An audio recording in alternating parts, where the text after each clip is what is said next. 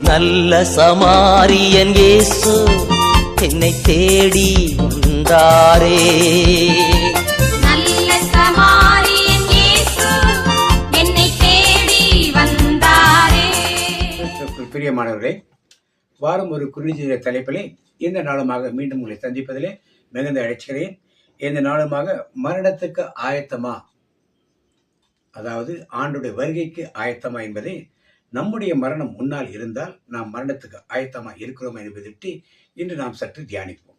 லூக்கா நற்செய்தி 12ஆம் அதிகாரத்திலே நாம் 16ஆம் வசனத்திலிருந்து ஆண்டவர் சொல்ற ஒரு ஊமையை பார்க்கிறோம். அல்லாமல் ஒரு ஊமையை அவர்களுக்கு சொன்னார். ஐஸ்வர்யுடைய ஒருவருடைய நிலம் நன்றாய் விளைந்தது. அப்பொழுது நான் என்ன செய்வேன்? என் தானியங்களை சேர்க்கிறதற்கு இடமில்லையே. நான் ஒன்று செய்வேன், என் களஞ்சியங்களை இடித்து பெரிதாக கட்டி எனக்கு விளைந்த தானியத்தையும் என் பொருட்களை அங்கே சேர்த்து வைப்பேன். பின்பு ஆத்மாவை உனக்காக அநேக வருஷங்களுக்கு அநேகம் பொருட்களை சேர்த்து வைக்கப்பட்டிருக்கிறது. நீ இளைப்பாறை புசித்து குடித்து பூரிப்பாயிரு என்று ஆத்மாவோடு சொல்வேன் என தனக்குள் சிந்தித்து சொல்லிக் கொண்டான். தேவன் அவனை நோக்கி, மதிகடனே, உன் ஆத்மா உன்னிடத்திலிருந்து ராத்திரிலே எடுத்துக்கொள்ளப்படும். அப்பொழுது நீ சேகரித்தவை யாருடைய ஆகும் என்றார். எனவே தேவனிடத்தில் ஐஸ்வர்யம் இராமல் தனக்காகவே பொக்கிஷங்களை சேர்த்தவர்கள் இப்படி இருக்கிறான் என்றும் சொன்னார். கிறிஸ்துக்கு பிரியமானவர்களே, சொத்துக்கள் சேர்த்து வைப்பது, நகைகள் சேர்த்து வைப்பது, இடங்களை சேர்த்து வைப்பது, வீடுகளை சேர்ப்பதெல்லாம் நாம் செய்து கொண்டிருக்கோம். ஆனால் தேவன் என்றைக்கு நம்மை அவரோடு சேர்த்து வைத்துக் கொள்ள போகிறார் என்பது நமக்கு தெரியாது. நாம் படுத்து அடுத்த நாள் காலையில் எழுந்திருக்கும் பொழுதுதான் புதிய நாள் ஒரு நாள் ஆண்டவர் கொடுக்கிறார் என்பதை நாம் அறிந்து கொள்ள முடியும்.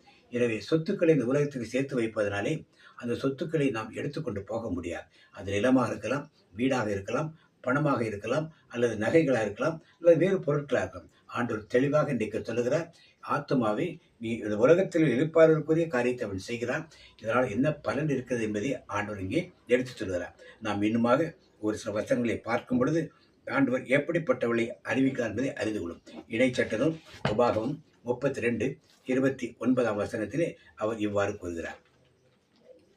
அவர்கள் ஞானம் அடைந்து இதை உணர்ந்து தங்கள் முடிவை சிந்தித்துக் கொண்டாயிருந்தால் நலமாயிருக்கும் என்கிறார்.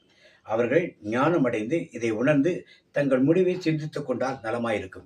எனவே ஆண்டோட வருகை சமீபத்தில் இருக்கிற நாட்களிலே நாம் அதை பற்றி தியானித்துக் கொண்டிருக்கிற வேளையிலுமாக நாம் கண்டிப்பாக நம்முடைய முடிவை பற்றியும் கண்டிப்பாக சிந்திக்க, மரணத்தை பற்றி சிந்திக்க ஆண்டவர் அழைப்பை கொடுத்திருக்கிறார். இது பலருக்கு வேண்டாத ஒரு நிகழ்ச்சியாக தெரியும். ஆனால் வேதத்தை கற்று அறிந்து கொண்டிருக்கும் நாம் இதை விட்டுவிடக்கூடாது. எல்லாவற்றையும் பிடித்துக்கொண்டு கடைசியாக மரணத்துக்கு நம்மை நாம் தயார் செய்யாமல் இருந்துவிடக்கூடாது. வாசிப்போம். சபையுரையாளர் 7ஆம் அதிகாரம் 2ஆம் வசனமும் 3ஆம் வசனமும் வாசி. பிரசங்கி விருந்து வீட்டுக்கு போவதிலும் துக்க வீட்டுக்கு போவதே நலம். இதில் எல்லா மனுஷரும் முடிவும் காணப்படும். உயிரோடு இருக்கிறதை தன் மனதை சிந்திப்பான் என்று.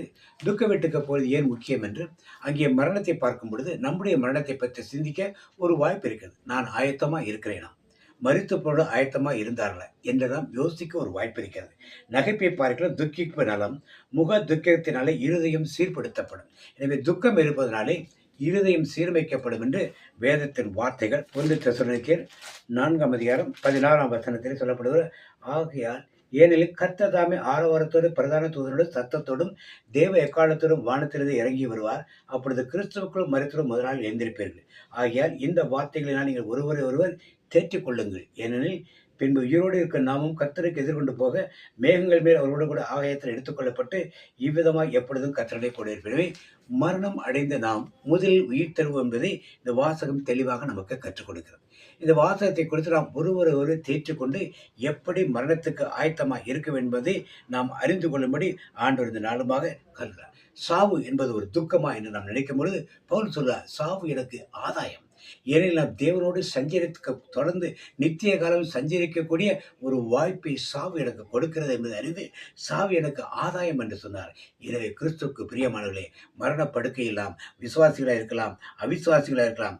மரண படுக்கையில் நாம் இருக்கும் பொழுது மரண பயம் நம்மளை ஆட்கொள்ளாமல் இருக்கும்படி, மரண பயம் மேற்கொள்ளாதபடி நாம் ஆண்டவரோடு இருக்க போகிறோம் என்ற உணர்வோடு அந்த விசுவாசத்துடைய கடந்து செல்ல தேவன் நமக்கு வழி செய்ய மீண்டுமாக வாசிப்போம். 1 யோவான் 2ஆம் அதிகாரம் 3-4 வசனங்களை நாம் வாசித்து கேட்போம்.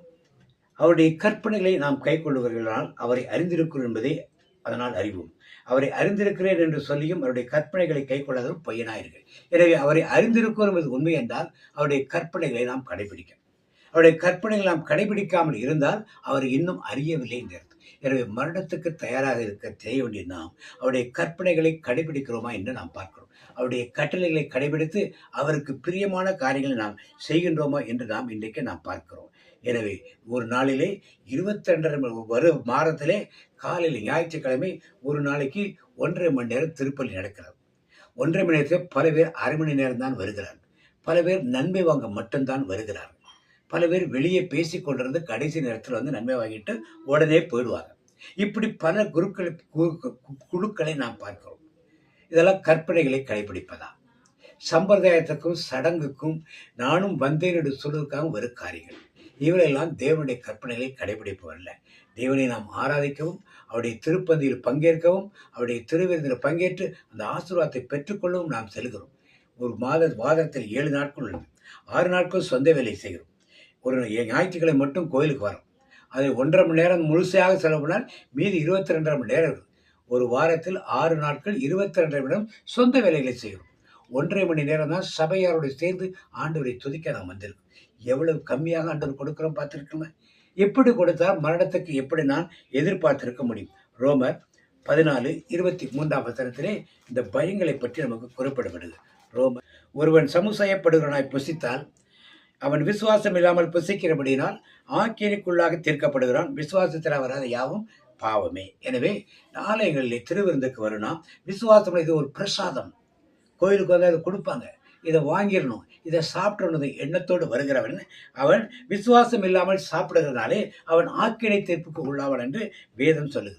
எனவே இப்படிப்பட்ட காரியங்கள் நமக்குள் இருந்தால் சடங்காக சம்பிரதாயங்களாக இதை பார்க்கலன்னா எனக்கு பாவம் வந்துடும், குற்றம் வந்துடும் உணர்வு இல்லாமல் விசுவாசத்தோடு நீ போய் பார்த்தீனால், விசுவாசத்தோடு திருவிருந்தில் பங்கு கொண்டாந்து உண்மையானால், அதனால் நமக்கு ஒரு 6 நாளுக்கு இல்லை என்றால் ஆக்கினை தீர்ப்பு கிடைக்கும்.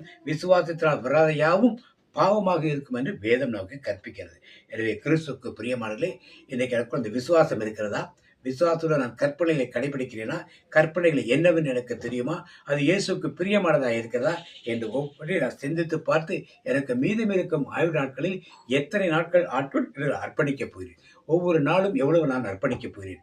ஒரு நாளில் அரை மணி நேரமா, 1 மணி நேரமா, 1/4 மணி நேரமா, 10 நிமிஷமா, 5 நிமிஷமா, 1 நிமிடமா என்பதை நீங்கள் தான் முடிவு செய்து கொள்ள வேண்டும். நீங்கள் அதிகமாக கற்பனைகளை கடைபிடிப்பதால் அதிக நேரங்கள் உங்களுக்கு செலவாகும். இல்லை என்றால் நேரங்கள் உங்களுக்கு செலவாகாது. கடைசியாக ஒரு வசனம் சொல்லி மார்க் நற்செய்தி 9:24 உடனே பிள்ளையின் தகப்பன், விசுவாசிக்கிறேன் ஆண்டவரே, என் அவிசுவாசம் நீங்கும்படி உதவி செய்யும் என்று கண்ணீரோடு சத்தமிட்டே சொன்னான்.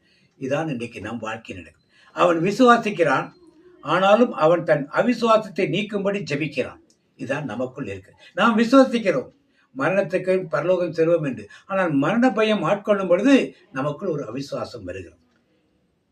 ஐயோ, இதெல்லாம் விட்டுட்டு போயிட போறேமே, அதோ சொந்தங்களை விட்டு போயிட போறோமே, இந்த வேலையை செய்ய அந்த வேலையை செய்ய இந்த கடமை படிக்கல என்ற அவிசுவாசம் நமக்குள் வந்தது. இந்த அவிசுவாசத்தை நீக்கும்படி ஆண்டவருக்கு நாம் ஜெபிப்போம்.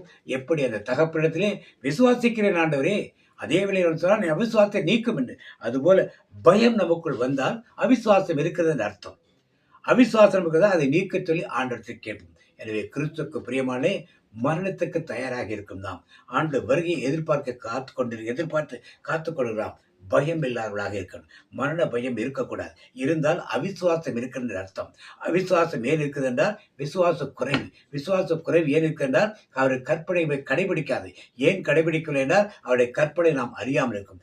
ஏன் கற்பனை அறியாமல் இருக்கின்றால் வேதத்தை வாசிக்கவும் அவர் இன்னும் நாம் அறியாமல் இருக்கிறோம் என்பதை நாம் அறிந்து கொண்டு இந்த நாளுமாக அறியவும், அவர் கற்பனைகளை கண்ணோடு அறிந்து கொள்ளவும், அவர் கற்பனை நடக்கவும், விசுவாசத்தை உறுதிப்படவும் இருந்தால் பயம் நம்மளை ஆட்கொள்ளாது. இயேசுக்கு புகழ், இயேசுக்கு நன்றி. மீண்டும் அடுத்த வாரம் ஒன்று குறிஞ்சதிலே உங்களை சந்திப்போம். Praise the Lord.